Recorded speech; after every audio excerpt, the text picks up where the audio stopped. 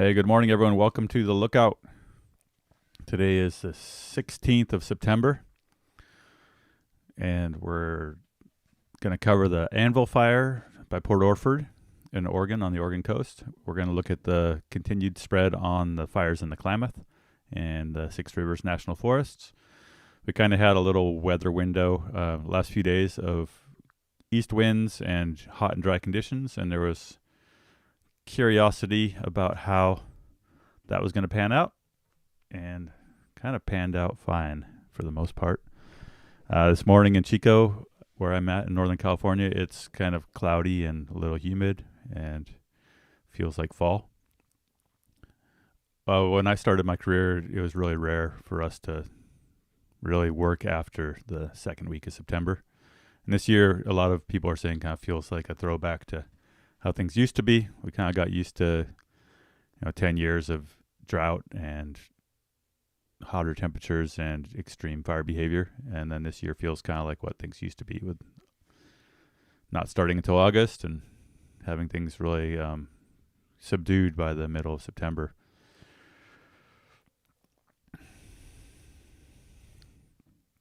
So, if you're just joining us for the first time, my name is Zeke Lunder.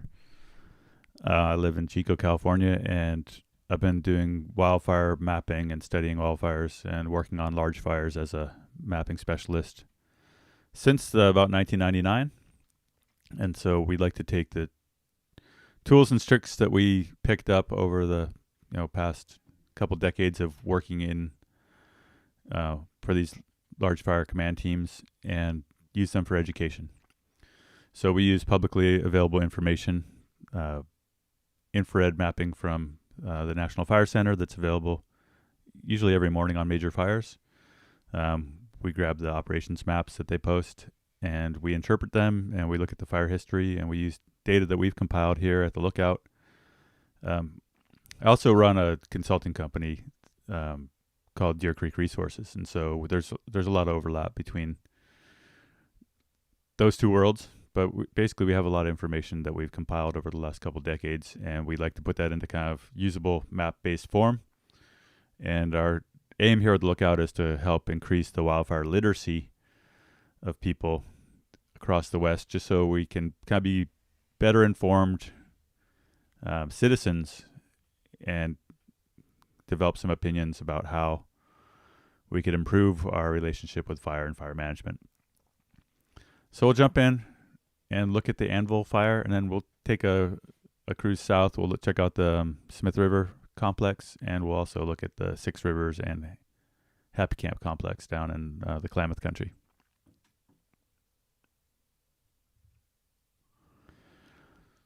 So starting off with the Anvil Fire here, we've got Port Orford.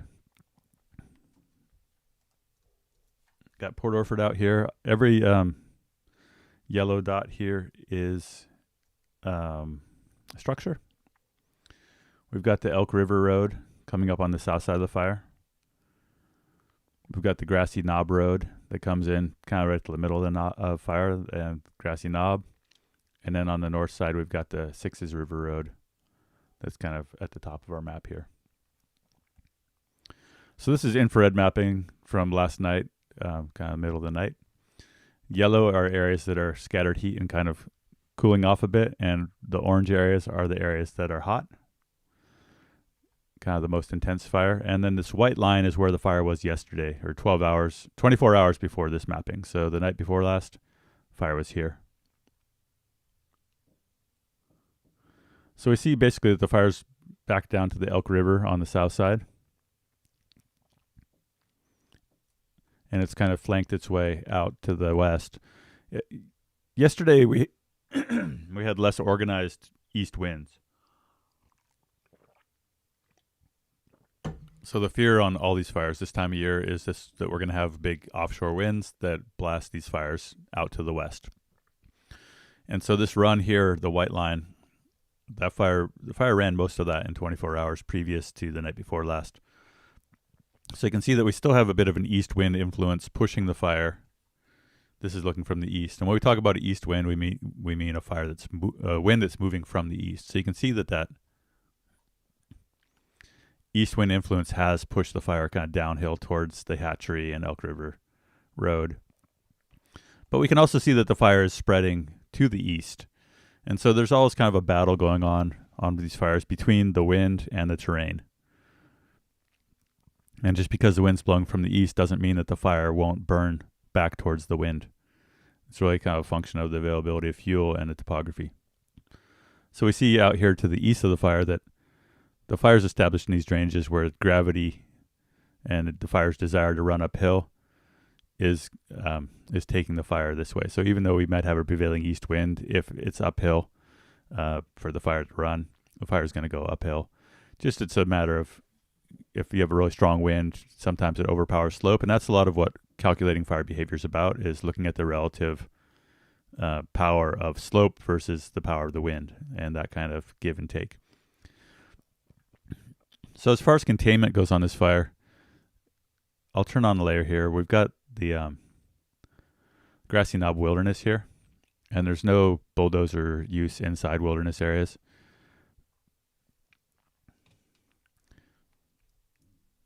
And this is always, this has always been a really contentious battle, basically, is the argument about using dozers or chainsaws in wilderness areas.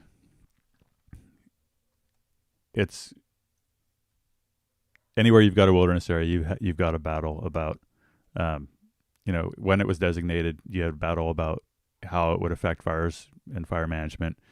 And every time there's a fire, there's pressure to, declare for the forest supervisor to allow bulldozer use in the wilderness. In this case, there hasn't really been bulldozer use in this wilderness.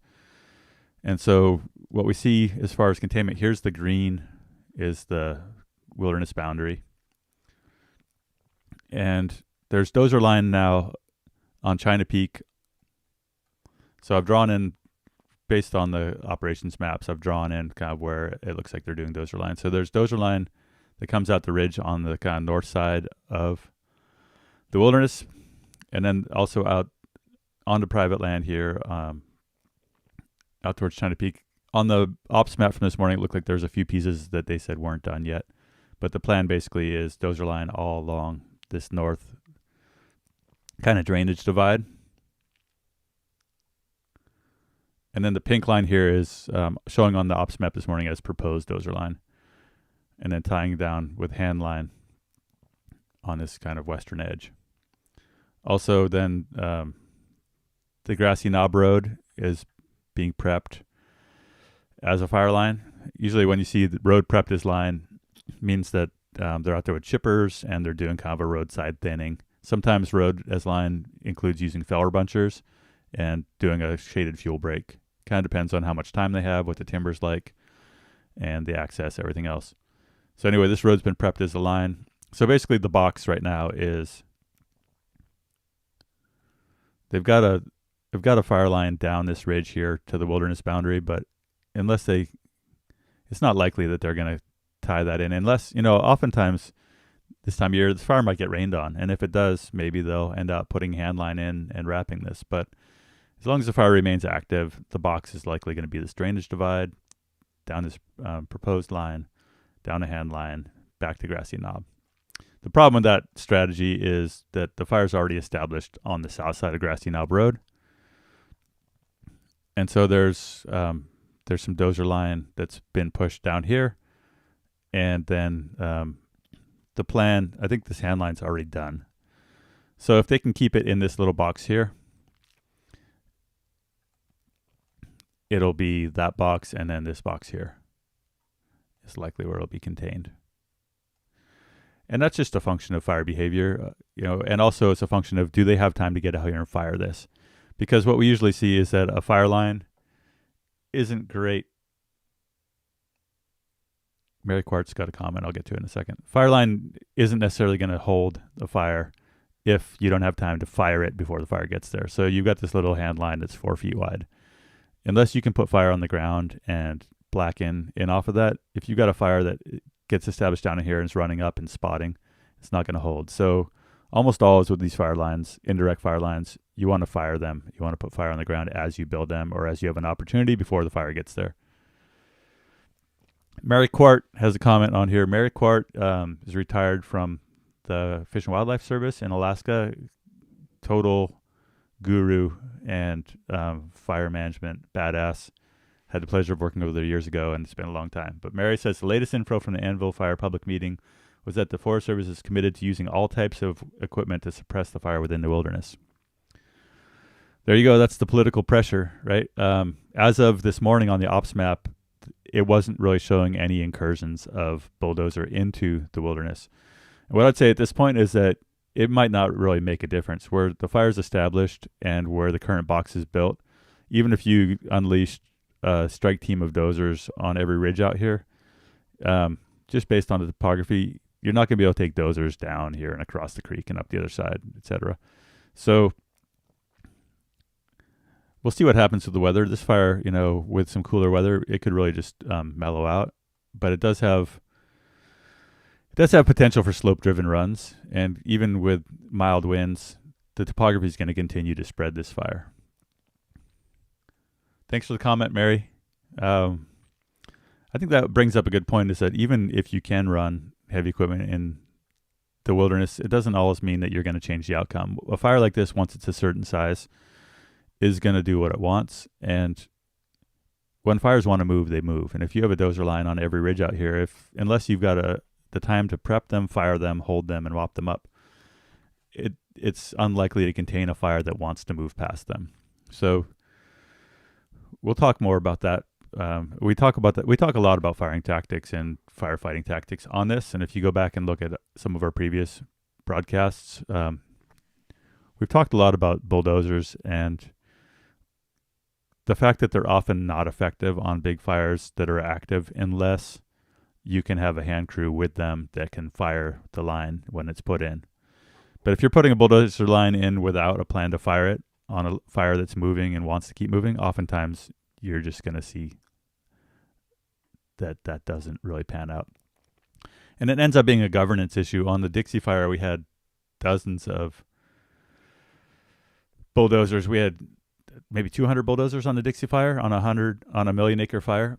And we didn't have that many dozer bosses. So we had all these folks out there on dozers just pushing whatever they could push, every ridge, every road that they could get on. And without a plan to follow up that dozer action with firing to secure those lines, without making sure those lines were put in tactical locations, it was a waste of effort, and it just caused a ton of resource damage. RJ Ridge says, Feller Buncher, shaded fuel brake, what are these? Feller Buncher is a big kind of excavator type machine that has a head on it with a saw, and it grabs trees and it chops them and it bundles them and keeps chopping trees. So it's a giant logging machine. And they're often used to thin along roads during fires. Their main purpose is to log forests. And shaded fuel brake is where you thin out the trees, but you leave enough that there's shade on the ground, because without shade on the ground, fuels get drier. And so shaded fuel brake refers to kind of a partial forest thinning that's done in a linear strip that's supposed to help stop fires or help you have an advantage in fighting them. Thanks for the questions. Okay, so we've talked about our box here, the hand line. There's some hand line in here above the hatchery that comes around the homes here, the backs of these structures. There's not that many structures on this side of the creek, but there's a few. And so there's some hand line that's been built here, looking at the ops map. And then you've got kind of a secondary box here. If this doesn't hold, there's another place here that they could try to hold it. On the south side of Elk River, there's a spot fire that showed up yesterday that doesn't have any heat today, that looks like it's been lined. And there's a dozer line up to it, looks like, on the ops map. And so there's proposed dozer line up this ridge and then prepping this road and up China Ridge. I think that's China Ridge. I don't know. I'm not a local. Anyway, there's kind of a plan here to dozer line this ridge, prep roads, and kind of have this be the box. This is kind of secondary containment if it crosses the river and if it crosses the road after that. So I don't know how much of this has already been completed. One thing we've mentioned before is that oftentimes by the time you see dozer line on an ops map, it might be several days old, and that the dozer operators And field folks are more interested in getting their line pushed in than they are in mapping it and getting it back to fire camp to get on the maps. So that's pretty much what we have right now on this fire. There's not a forecast for strong east winds right now. There is a forecast for the conditions to moderate somewhat with the coastal fog influence and the kind of lack of wind. And we've kind of got a little bit of a front passage. The inversion on this might not lift until 2 p.m. The inversion basically is the smoke sits in and settles into these valleys, and the fires just kind of smolder under that. So right now, this time of year with the short days, we're only really getting a couple active hours of burning each day. And that's a benefit as we move deeper into fall, shorter days. There's just less peak kind of hot, dry, windy time of the day where these fires can actually move.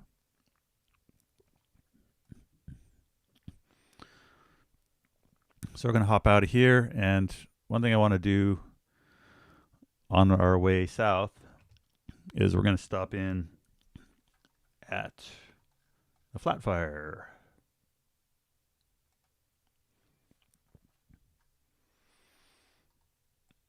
Let's see, it's going to take its time.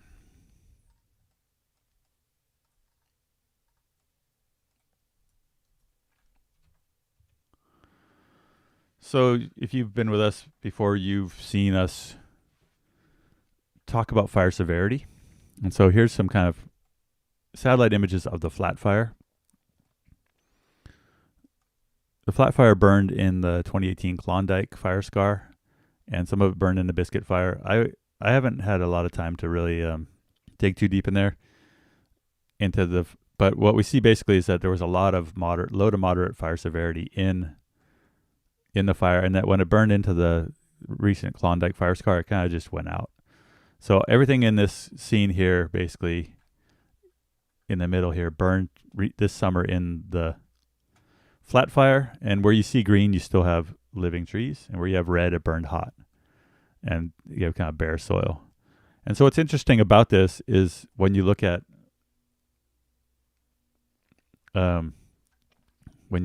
where they burned hot is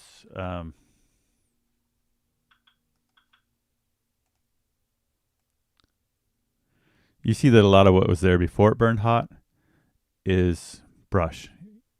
So a lot of places that burned with a lower severity survived previous fires, and you had intact canopy.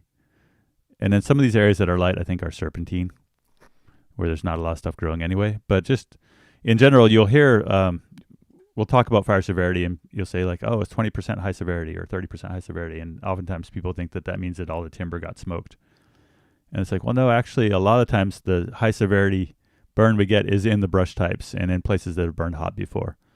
And so one thing we're seeing with kind of more frequent large fires is that there's this talk about kind of converting the landscape to brush as we have kind of repeat short interval high severity fires.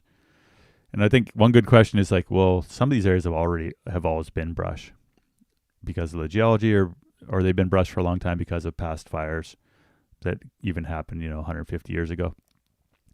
So I think we like talking about fire severity, fire effects, and then just to look at these patterns and see that the places that you had more intact forest, oftentimes you had lower severity. And one thing to talk about here that's controversial and complicated is just the idea that we can log our way out of the fire crisis. That logging and active land management necessarily is always going to reduce fire hazard, and it's not the case always. Oftentimes we see that areas, if you thin too heavily, you let a lot more light into the forest, you let a lot more sunlight and heat into the forest, you dry the fuels, you let more wind into the forest. And so sometimes thinning, we can over thin, and sometimes logging just lets more light in, more brush grows. And so it's super complicated. Forestry is super complicated, and there's no kind of good soundbite solutions, but just we do see a clear kind of relationship in areas that have had like heavy logging with lower soil moisture, drier conditions, and more exposure across the fire season to intense burning conditions. One success story we heard about coming out of the flat fire, and I don't have the specifics, is just that there had been a lot of prep work done on some of these key ridges with thinning them and doing fuel breaks along these ridges in anticipation of future fires, and that those really made it possible to keep this fire contained. So if we get a chance, we'll look deeper into that. A big part of when we talk about using forestry for fire management is that we have to be strategic. And in this case, they were strategic. They said, hey, there's this major ridge system. We're going to fight future fires there. Let's go ahead and concentrate our thinning on that. Anyway, I got some great tips from some local Forest Service people about this fire. We didn't cover this fire a lot just because it was early in the season and we were kind of distractible. But that's the flat. Interesting. Every fire's got interesting things to say about it, obviously. But I think the severity patterns here are interesting when you look at that kind of brush burned hot, timber didn't. Always worth kind of coming back and asking why. All right. Making our way south here. Now we're at, going to talk about Smith River Complex. Here's another severity map.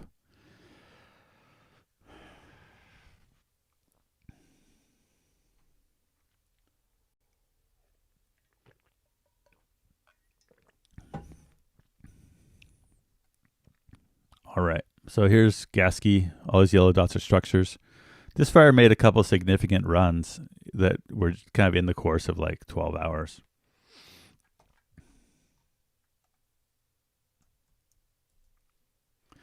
And you can see those here as kind of the patches of large patches of high severity. So here and here are two places that these fires had significant runs early on, and then after that, they really just behaved themselves. But you can see also inside the Smith River Complex, up here in Patrick Creek, you've got large areas that underburned, that got good fire. And we look at the red being the boundary of the fire, and you see that a lot of the area that was kind of outside the major runs has had beneficial low severity backing fire. On the north end here, a bunch of this got lit during firing operations. And there's a lot of higher severity here, but there's also pre-fire, there was a lot of kind of scattered smaller timber and brushy conditions.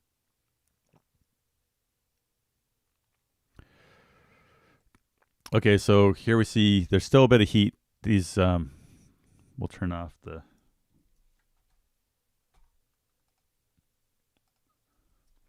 So there's still some scattered heat. There's no new kind of spread. They've fired the perimeter here, and there's still some interior heat where they fired that. But there's no new spread on this end of the fire outside of the main fire. Down here around Idlewild, there's a little bit of heat kind of in these areas that they're trying to wrap. This fire, like we said, we've been talking about, they had a kind of a big box plan for it, and then it rained, and a lot of that went out the window. So there's still kind of places that they're firing, and they're trying to kind of secure the edge of the fire here. There's some firing here along this road system, and then this is unburned. And oftentimes we'll see that, we've talked about that after it rains, your firing operation might not carry. And so I think, even though we were worried about north winds and hotter and drier conditions, a lot of this stuff is still, they're having a hard time getting it to burn. That's function of the short days, function of inversion setting in and only lifting in the afternoon. So maybe you only get 2 hours of active burning.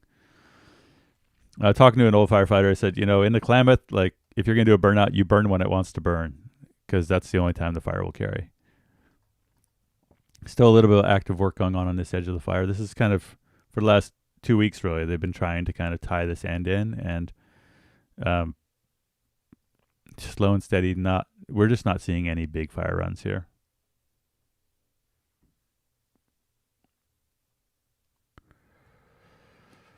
Okay, coming down to the Six Rivers. Another comment from Mary Quart here. She says, I was a fuel specialist for the Forest Service and was always under pressure to facilitate more logging projects by underestimating the amount of money it took to clean up the debris left by logging.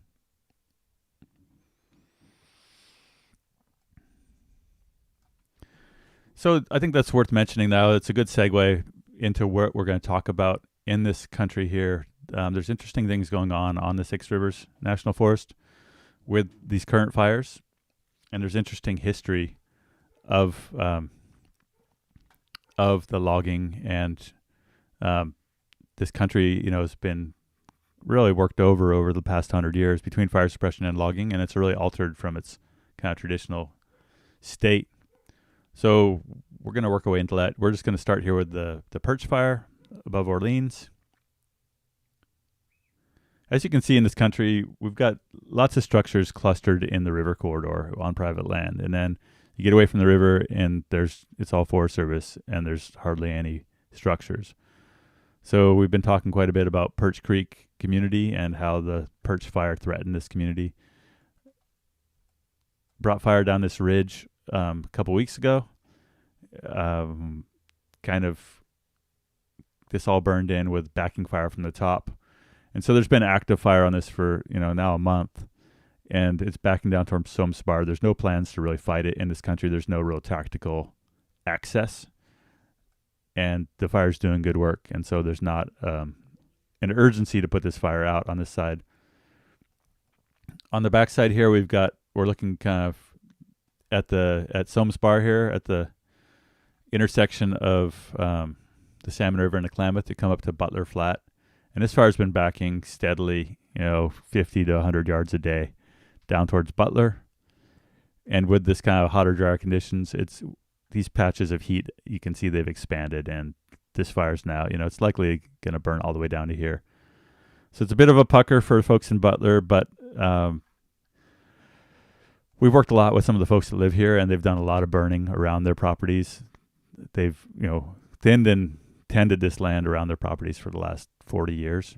And so they're not feeling terrible about the fire breathing. No one wants to wake up every morning with a fire looming over your head. But I'd say for the scenario that the folks in Butler are about as cool as can be. I want to pull up the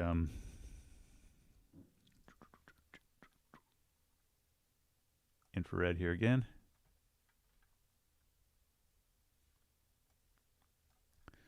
So on this infrared, you can see the heat, but you can also see the severity.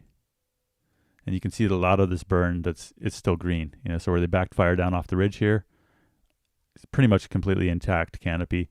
There's some places on the upper slopes here that burned early on without firing from the lightning bust itself that burned with high severity. But in general, this Perch Creek fire burned with a kind of low to moderate beneficial severity. And continues to. So even where it's backing kind of intensely into Butler, a lot of that's cleaning up old burns. And that's one reason we say that these fires have been good fire. We look over here at, now we're moving to the Mosquito and Bluff 2 fire, Bluff 1 fire. And there's been a lot of firing that's kind of coaxed these fires along as they've burned. And you can see that a ton of that has also been low severity. And similarly to the other places we've been looking at this stuff, you see that the patches of high severity have mainly been in brush and in kind of previous fire scars. And at places where we have more intact canopy, we've had lower severity on these fires. So the strategy on these two fires from the get-go has been, at the beginning of these fires, there were minimal resources. We're talking about Perch and Butler now, or Perch and Bluff 1, sorry. Start over. We're talking about the Mosquito Fire and the Bluff 1 fire. We talked about Anvil earlier, and the live stream will be on as a recording in about as soon as we're done. So if you want to go back and watch Anvil, it's at the beginning. So anyway, early on in these fires, they had kind of minimal staffing. There were a lot of fires going, and they decided that because this area hasn't had fire history for a long time, that it was desirable to have low severity backing fire from the ridges in here to break up this kind of landscape. There's 150,000 contiguous acres of area that hasn't burned for 100 years. So they've been doing that. They've been lighting along the ridges and kind of this idea of indirect containment while maximizing the benefits of the fire. So this is a bit controversial. There's folks that feel like the Forest Service is just using fire because there's fire on the ground already, that they're just going ahead and doing whatever they want. They're sticking to the original plan that was signed off on to maximize the benefits of firing. And so if you read their press releases and everything else, they're being pretty transparent about that they're using tactical firing to maximize the beneficial fire in this.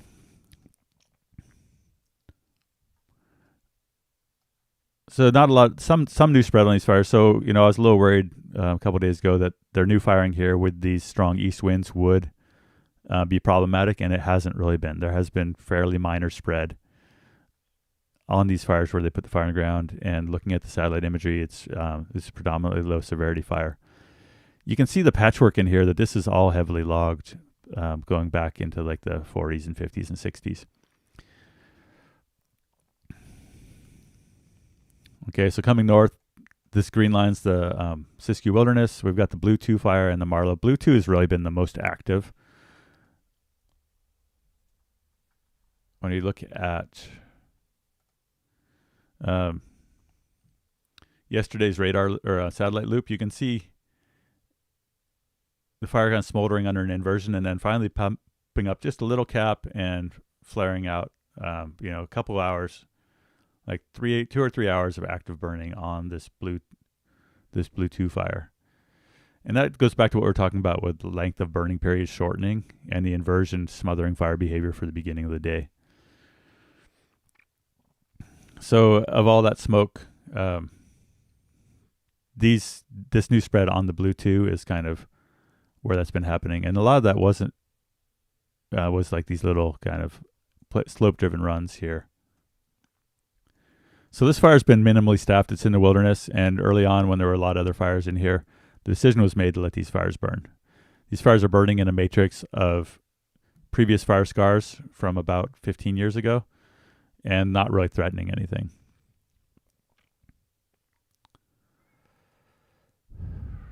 So we're going to look a little at the Elliott. These are the fires on the Klamath. So there's this interesting thing going on here that we're kind of wanting to dig into a little more, is that you've got the Klamath National Forest has got the Happy Camp Complex. The Six Rivers has got the Six Rivers National Forest has the Six Rivers Complex and the Smith River Complex. And you've got really different management philosophies where the Six Rivers is openly saying, we're going to let these fires burn and maximize the benefits of them, and even put more fire on the ground because we're achieving resource benefits as part of controlling these. And then you've got the Happy Camp Complex and the Klamath flying firefighters into remote fire like the Hancock that was fairly contained by recent fire history.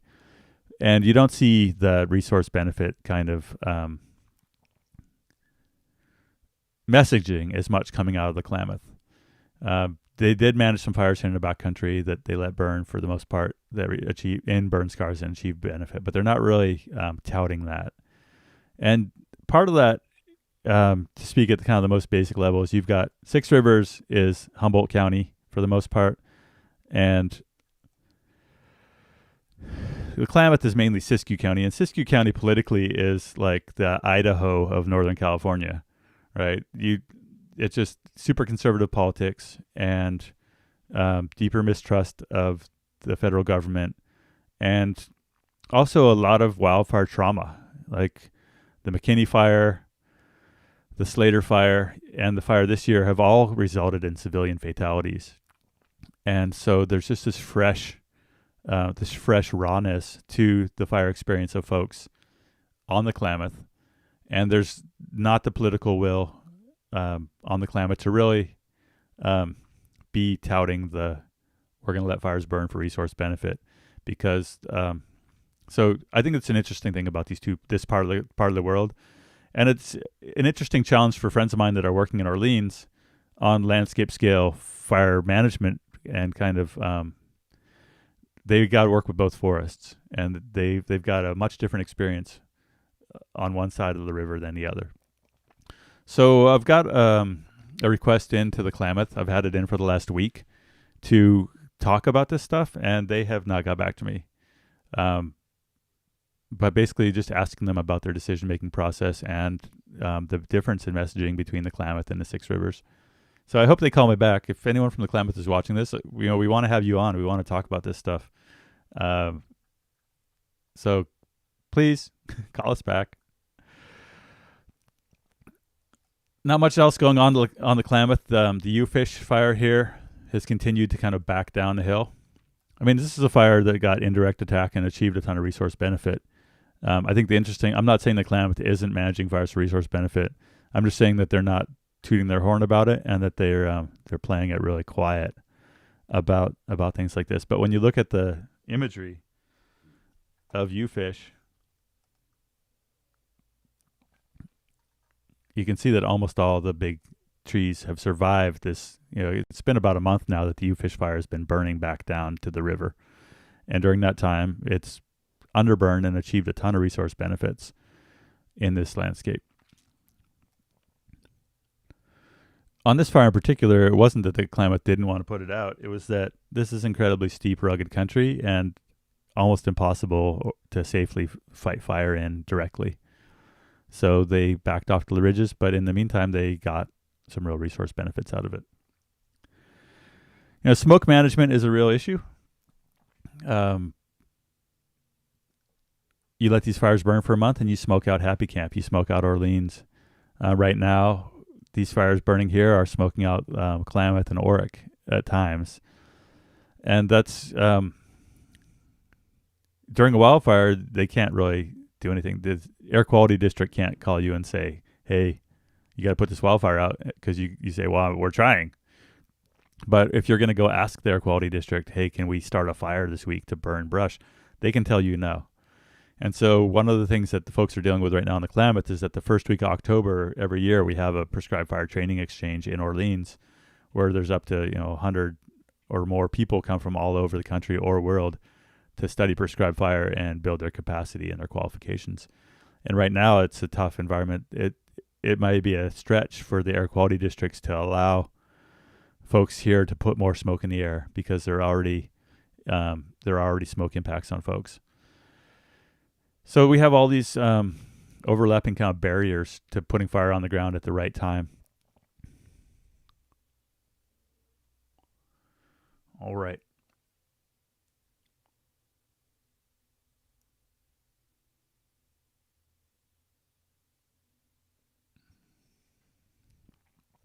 Okay.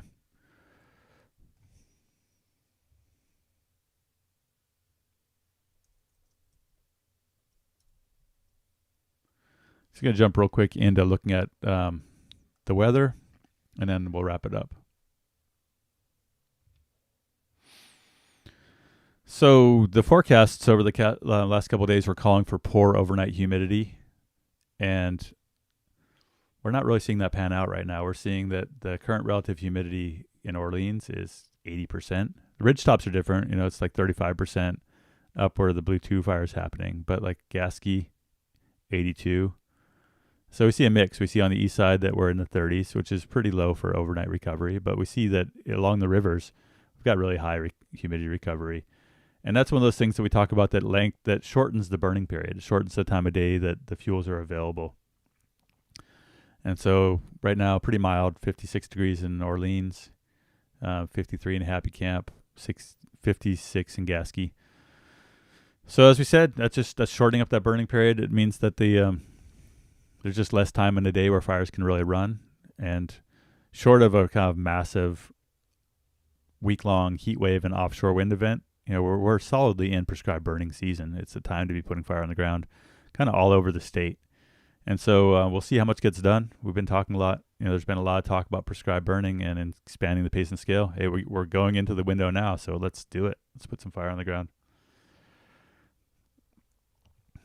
Thanks, everyone, for watching. Appreciate your support. And be sure to check out our website, lookout.org. And we put all these up there. And then we also have an archive with interviews and other stories we reported on in the past.